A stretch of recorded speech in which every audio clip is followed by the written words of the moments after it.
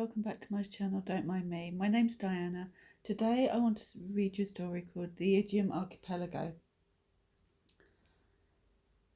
Day 1. The Sundering Seas. Welcome to the Pudding, my little ship hung with true blue sails. She is bravely buoyant upon the sundering sea as she bears me questing for proofs among the isles of Idiom. Aboard there is a crew of only me and my beagle Salty. I steer the ship on the heaving waves, and Salty listens to my meanderings, understanding my moods with his plaintive eyes. You are here too, though you understand much less and exist only in the corners of my reveries.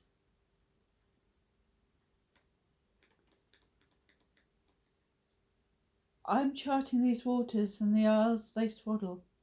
I am good with a pen and a compass, and hope to describe for you the contours of shorelines and the shapes of waves that caress them. If I should discover any proofs along the way, buried in the sand or wrecked upon the reefs, or marooned in the island villages, I shall attempt to sketch them for you as well. Though, as you have so often told me, I am not good with abstracts. Still, I'll make the attempt, and perhaps in the effort you and I will come to some kind of agreement. Perhaps we will narrow the rift between us. Perhaps we will find each other again. Day 8. Among the Hat-Eaters. The island rises from the sea, shaped much like a tall capitain with a flattened top and a reef encircling it like a berm. The Pudding tossed dreadfully as we crossed the reef. Salty was nearly dislodged from the deck, but I held the tiller steady and we landed safely enough on the shore. We were greeted by a gentleman with an impressive edifice upon his head, a towering cap made of objects I thought would be better kept in a drawer or on a shelf. I saw a coil of rope, a pair of scissors, a bowl filled with buttons and a birdhouse among a dozen other odds and ends, all fastened to his hat. His neck bulged stiffly with the necessary muscles to carry such a load. If you make it back across the reef in that little dinghy, I'll eat my hat, he said as he strode towards us. I'll wait till the tide is high and going out, I answered with a smile. He harumphed and walked away. Salty and I shared a look of amusement. The island's town had one outstanding feature. Doors and roofs are all built extraordinarily tall, as if a race of 10-foot giants lived there. The inhabitants, however, were not of unusual height, except for the hats they never removed from their heads. Like the gentleman who greeted us, every man, woman and child wore an ornament of outlandish proportions atop their pate, each decorated with an astonished variety of objects. Stranger still, these people seemed eager to wager eating it with every utterance they made. If you're not here for resupplying, I'll eat my hat. If you're not here from Square Island, I'll eat my hat. If your beagle there ain't got scurvy, I'll eat my hat. I wonder what you would have thought of these people. I'm sorry to say I saw a bit of you among them. Always so adamant that their opinion mattered most. On this island, being right was everything, and the size of the hat seemed to indicate the wearer's confidence in his own judgment and his stubbornness against ever admitting he was wrong. Before I left the island, I saw a sight of tremendous sadness. Old and bent, a man was forced to eat his hat. He could not, of course, consume the colossus assembled over a lifetime, but he would not admit he was wrong. So he was sent off the island, alone, in a tiny bark. As he faded into the darkness towards the crashing reef, I thought of the sea between you and I, and the thought made my neck ache with stiffness. Day 23. Where all things are equal. Short Stick Island is perfectly divided, everything in equal proportion. When I moored the Pudding at the pier, the dockman asked me to reposition so the distances between either end of the dock and either end of the ship were the same. Ashore the trees are trimmed to equal height. The yards are fenced in equal plots. The pickets are spaced with perfectly even gaps, and the people all are equally discontented. Their unhappiness springs from their shared mantra, posted in every public place and over every private door. Never accept the short end. In the marketplace, dickering voices make vigorous testament to the zeal with which the ideal is upheld.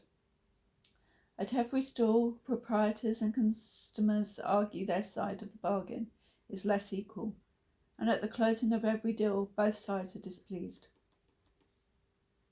The professional district is lined with offices belonging to the likes of Murphy and Sons, Greaves, Rogue and Blackman, and a multitude of other practitioners of law.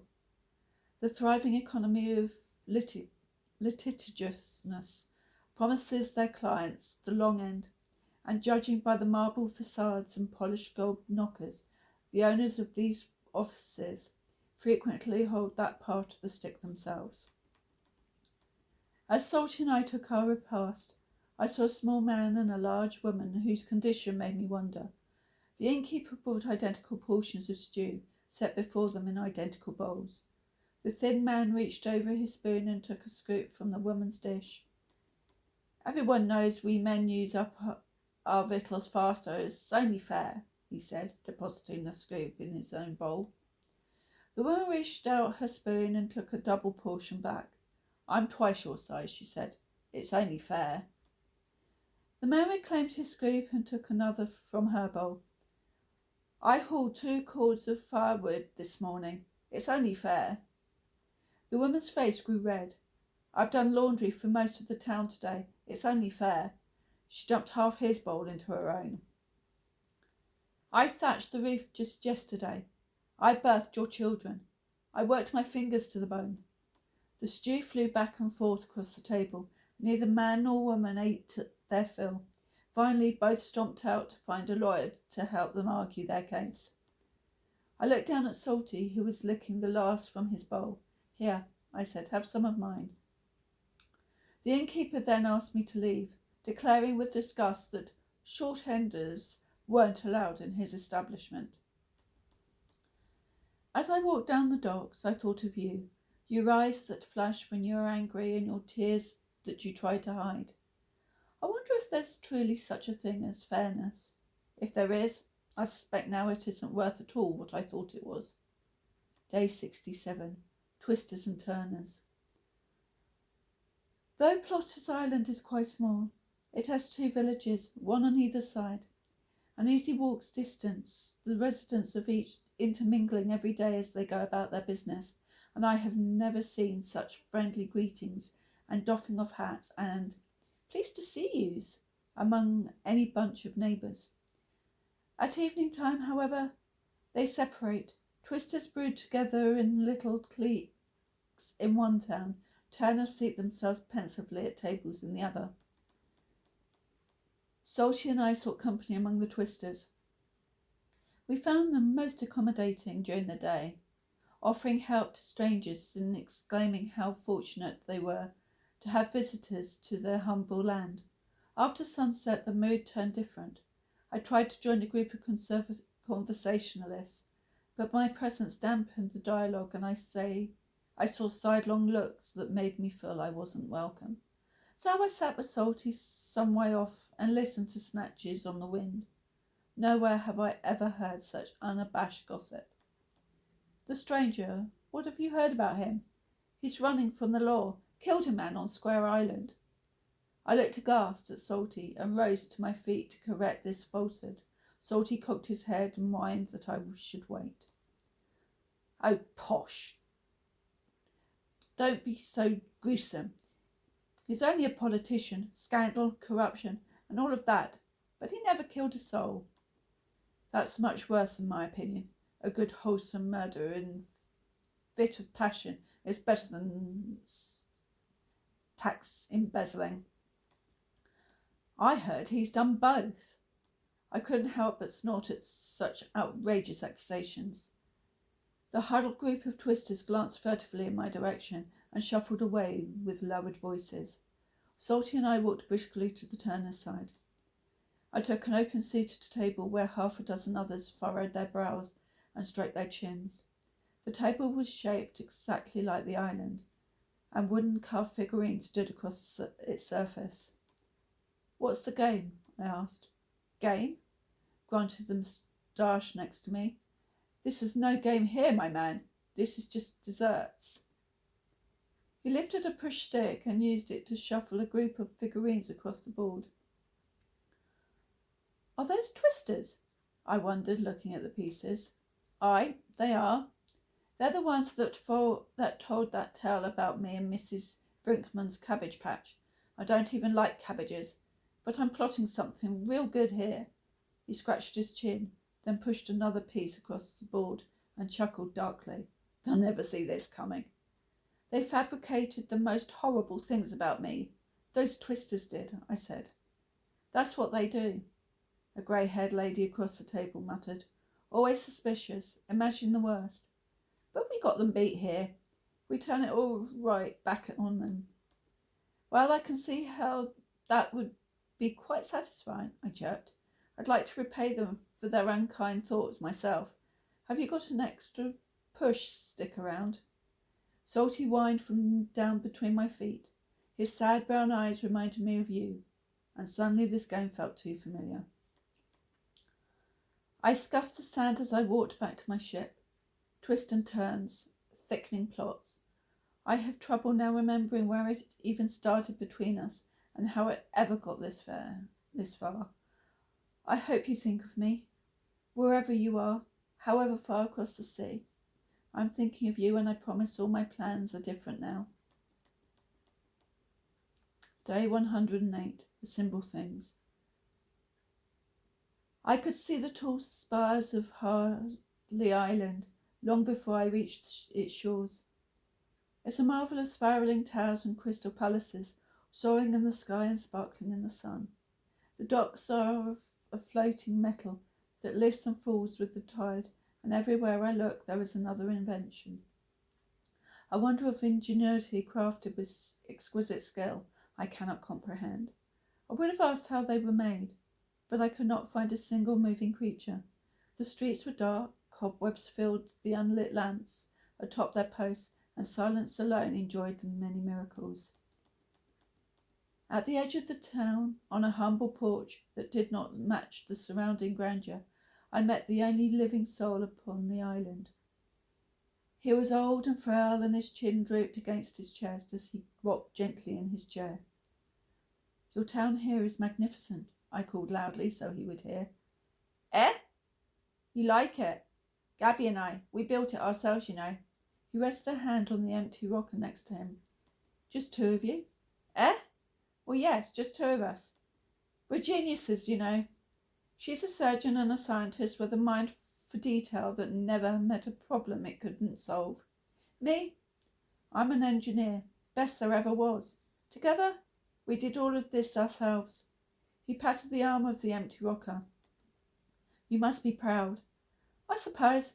His jowls wobbled as his aged head tremoured. "But you know, we spent our lives mapping out synapses and sending ships out into space. Wasn't till the end we figured out it isn't brain surgery or rocket science that makes you happy. It's the simple things." He looked over at the empty chair and gave a roguish wink. "The simple things?" I asked, not daring even a glance at the vacant chair. "That's right. Like hand holding and telling someone she's pretty." He winked again. "And stealing kisses and being glad you got each other no matter what. That's better even than driving a horseless carriage through the sands of Mars. I'd know." "Is Gabby here? I'd like to meet such a fine lady," I asked, foreboding in my heart. "Why? She's right." The old man started, staring at the empty rocker. He licked his lips. "Well, she must have stepped inside. She'll be right out presently, I'm sure. It's not too late yet." Day 109. Course for Square Island. Salty knows we're heading back. He rests his paws upon the bough and seems to taste the air of home ahead of him, his tongue lolling, his ears perked. I hope I'll find you there. Perhaps you're waiting on the bluff, your golden hair dancing on the wind, your empty arms yearning for me like I am yearning for you. I'm not coming back the same. The pudding's holds are full of proofs. You'll see them, if you let me show you. The wind is in our favour. The true blue sails are filled, and Square Island has always promised new beginnings. I hope you like that story. I also want to say that I was thinking of doing a video on failure because I hear so many people saying just because they failed at something, they're failures. That's not true. Failing is part of life. If we succeeded in everything we did, life wouldn't be what it is. We wouldn't have goals to achieve. We wouldn't have adventures to go on. That is why I read this story, as it was an adventure. No one knows what's around the corner, and to be honest, failing makes us stronger as people, and we need to fail to build that strength and to be the people we are. Now, I hope you like that story. If you do and you'd like more, please like, subscribe and press the notification button. And I'm sorry this video is a day late, but it will be up later today.